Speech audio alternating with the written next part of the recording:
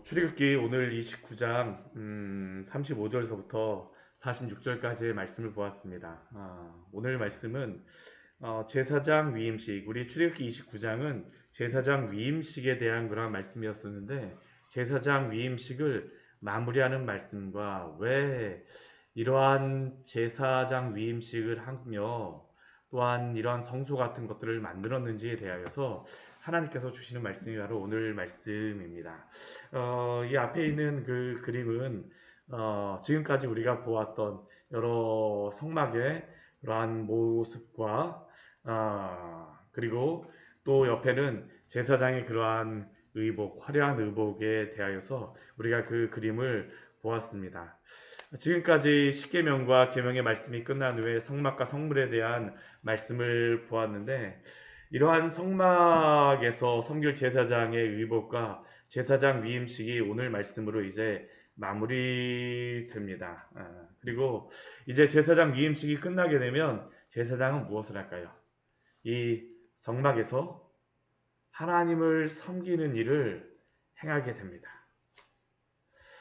왜 하나님께서 이 성막을 만드시고 제사장을 세우셨는지, 오늘 말씀은 이제 제사장 위임식을 마무리하며 우리에게 그 이유를 알려줍니다.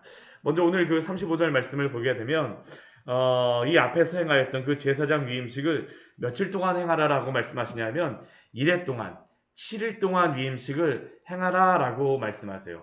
앞에서 그 행하였던 그러한 모든 그러한 것들을 7일 동안 동일하게 행하라는 것입니다. 일주일 동안 행하면서, 특별히 이 일주일 동안 행하면서 한 가지의 것을 더 당부하시는데, 그것이 무엇이냐면 앞에서는 제사장 그 자체에 대해서 제사장 그 아론과 그의 아들들, 또한 앞으로 이제 세워지는 그러한 제사장들에 향하여서 어떻게 위임식을 행할 것인가 라는 것에 대하여서 말하였다면, 우리 36절과 우리 37절에서는 이 제사장 위임식을 하면서 제단도 속죄하라라고 말씀하고 계십니다. 매일 한 마리씩 드리는 그 숫송아지 하나로 속죄제를 드리며 제단을 위하여서 속죄하며 깨끗하게 하라고 말씀하십니다. 1회 동안 제단도 속죄하여 거룩하게 하라라고 말씀하세요. 왜 이렇게 제단을 속죄하라고 말씀하시겠습니까? 사실 제단이라고 하는 것은 속죄할 필요가 없습니다. 속죄해야 되는 것은 누구입니까? 사람입니다. 사람이 속죄를 해야 돼요. 근데 하나님께서는 제단을 속죄하라라고 말씀하십니다. 왜 그렇겠습니까? 우리 37절 뒤에 말씀해 보게 되면 제단에 접촉하는 모든 것이 거룩하리라. 제단을 속죄함으로 말미암아 앞으로 이 위에 드려질 모든 속죄 제물들, 이 제단에 닿는 그러한 모든 것들도 거룩하게 하시겠다라고 하나님께서 약속하여 주시는 것입니다. 그러면 이 7일의 위임식을 하나님이 왜 하루만 그냥 하셔도 되는데 왜 7일 동안 이렇게 위임식을 행하라라고 말씀하실까요?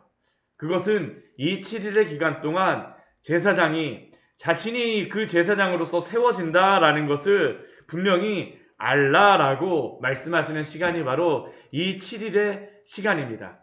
내가 이제는 앞으로 이 제단에서 섬길 그러한 제사장으로서 하나님께 헌신되어졌구나.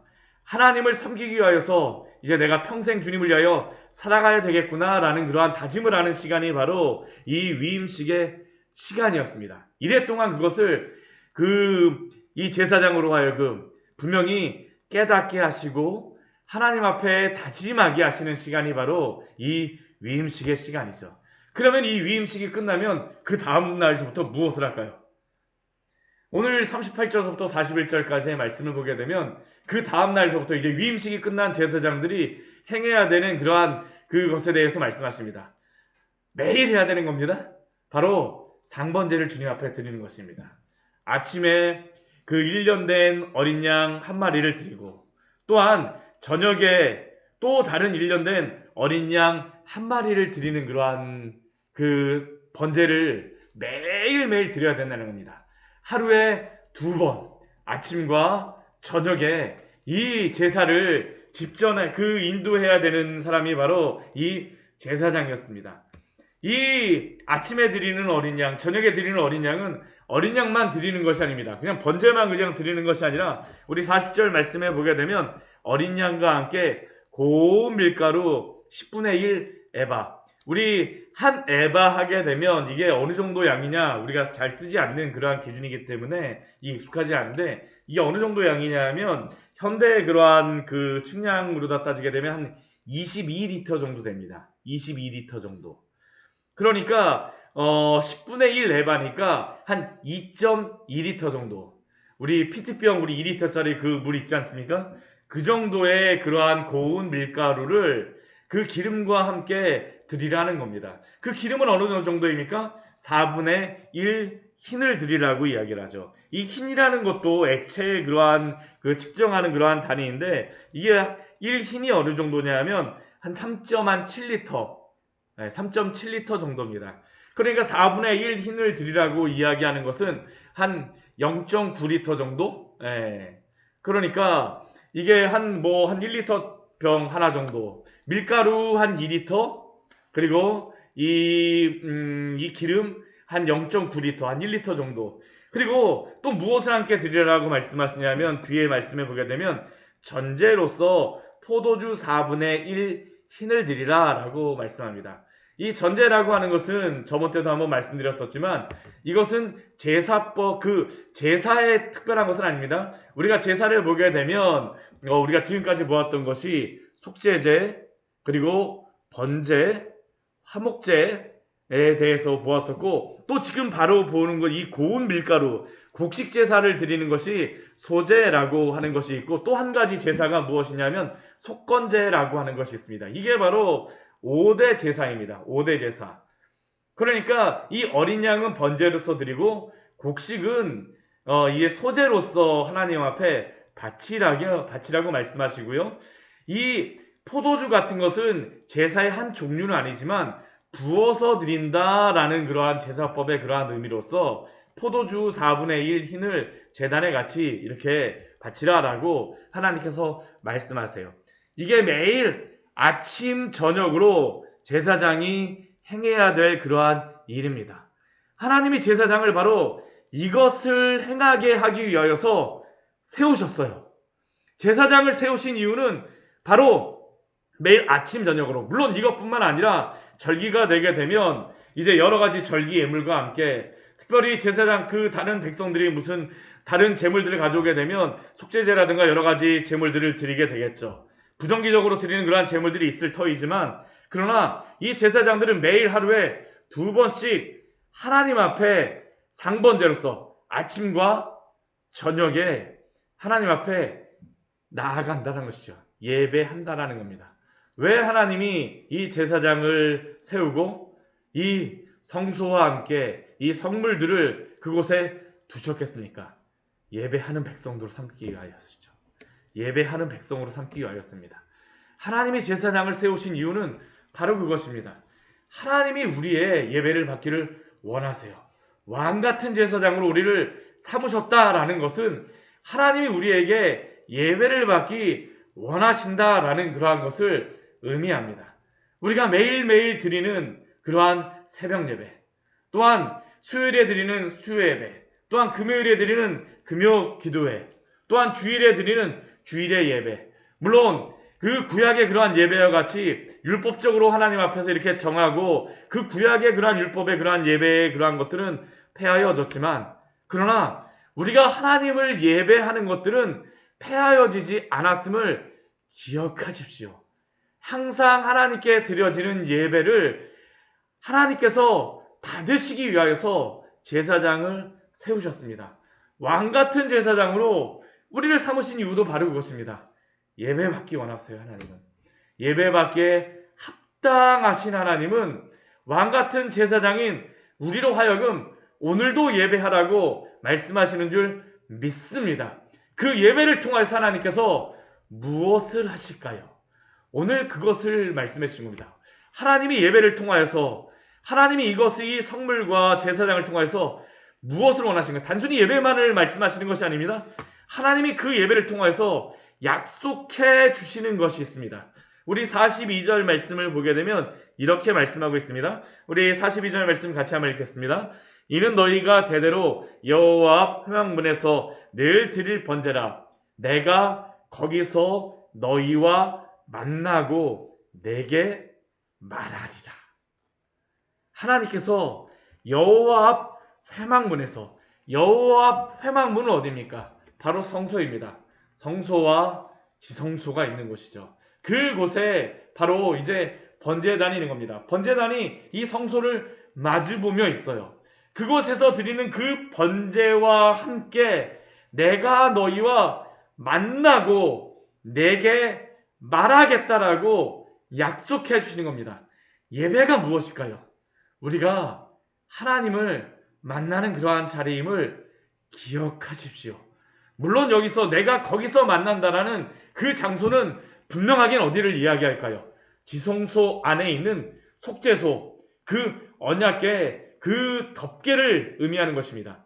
그러나 하나님이 예배하시는 그 이스라엘 백성들과 하나님이 함께 만나 주겠다는 겁니다. 그 속죄소가 무엇입니까? 예수 그리스도를 의미합니다. 예수 그리스도를 의미해요. 우리가 누구를 통하여서 이 하나님과 만나게 되고 하나님과 화목하게 되어질까요? 오직 예수 그리스도임을 기억하십시오. 우리는 예수 그리스도를 통하지 않고는 하나님 앞에 나아갈 수가 없습니다. 오직 예수님을 통하여서만 우리는 하나님과 화목하게 되어질 수 있고, 우리는 오직 예수 그리스도를 통하여서만 하나님의 의가 되어질 수 있음을 또한 신약 성경은 우리에게 말씀하고 있습니다. 하나님이 예수 그리스도를 통하여서 우리와 만나주세요. 그러나 특별히 우리가 드려지는 그 예배를 통하여서 하나님이 우리와 만나 주시겠다라고 구약 성경을 말씀하여 오늘 출애굽기의 말씀은 말씀하셨음을 기억하십시오. 그래서 우리는 예배를 소중히 여겨야 합니다. 하나님이 우리와 만나 주시는 공식적인 그러한 시간이 바로 이 예배의 시간이에요. 그렇기 때문에 우리가 이 예배를 소중히 여겨야 됩니다. 하나님과 만나며 하나님과 교제하는 그러한 시간. 우리 43절 말씀 보십시오. 내가 거기서 이스라엘 자손을 만나리니. 예수 그리스도를 통해서 만나시지만 또한 우리가 예배를 통하여서 하나님과 만나 주시겠다라고 우리와 약속하여 주시는 것입니다. 여호와 앞 회막문에서 늘 드릴 번제라. 하나님과 날마다 만나는 그 예배의 시간을 통하여서 하나님이 우리와 함께 하여 주세요. 오늘 출애굽기 우리 29장 우리 35절부터 우리 46절까지의 말씀에서 하나님이 왜 성막을 만들게 하셨는지, 또 제사장 위임식을 하셨는지 바로 이것이 중요한 이유입니다. 내가 거기서 너희와 만나고 내게 말하리라. 세운 제사장의 그러한 예배를 통하여서, 함께 모인 성도의 그러한 예배를 통하여서 하나님이 오늘도 만나 주시겠다라고 약속하여 주십니다. 또 두 번째 중요한 이유가 있습니다. 하나님이 왜 성소와 제사장을 세워 주셨을까요? 우리 45절과 46절 말씀, 우리 29장 45절과 46절 말씀을 보게 되면 이렇게 말씀하고 있습니다. 우리 같이 한번 읽어보도록 하겠습니다. 내가 이스라엘 자손 중에 거하여 그들의 하나님이 되리니 그들은 내가 그들의 하나님 여호와로서 그들 중에 거하려고 그들을 애굽 땅에서 인도하여 낸 줄을 알리라. 나는 그들의 하나님 여호와니라. 아멘. 왜 하나님이 성소를 만드셨습니까? 성막을 만드셨습니까? 하나님이 왜 제사장을 세우셨습니까? 왜 하나님께서 이 매일 드리는 번제를 드리게 하십니까? 바로 이것입니다. 그들의 하나님이 되기를 원하세요. 하나님이 우리의 하나님이 되시기 위하여서 이스라엘 백성들을 구원하셨습니다. 그리고 그들에게 예배할 수 있는 장소를 허락하여 주셨어요. 제사장을 세우셨습니다. 예배를 만드셨습니다. 그것이 다 무엇일까요? 내가 바로 너희의 하나님이라는 것을 말씀하여 주는 것입니다. 아무나 하나님을 예배할 수 없습니다. 누가 하나님을 예배할 수 있을까요? 하나님의 백성들만이죠. 하나님의 제사장 된 백성들. 그들의 하나님이 되시기 위하여서 하나님이 그들을 택하셨습니다. 내가 그들의 하나님 여호와가 되시겠다라고, 내가 그들 중에 거하겠다라고, 그들을 애굽 땅에서 인도하여 낸 바로 그것이, 그들을 애굽 땅에서 인도하여 낸 목적이라고 오늘도 우리에게 말씀하십니다. 오늘도 우리에게 말씀하세요.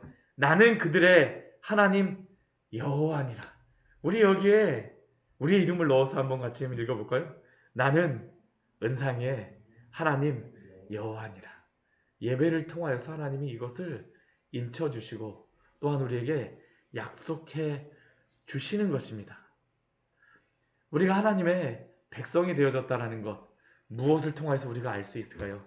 이 예배를 통하여서 알 수 있는 것입니다. 이 예배를 통하여서 오늘도 우리의 하나님이 되어신 그 하나님을 기억하며 하나님이 우리와 만나 주시겠다라고 약속하십니다. 우리와 함께 해 주시겠다라고 말씀하십니다. 이 은혜 가운데 오늘도 힘차게 살아가시기를 축원합니다. 같이 기도하도록 하겠습니다. 하나님 아버지, 오늘 말씀을 통하여서 우리에게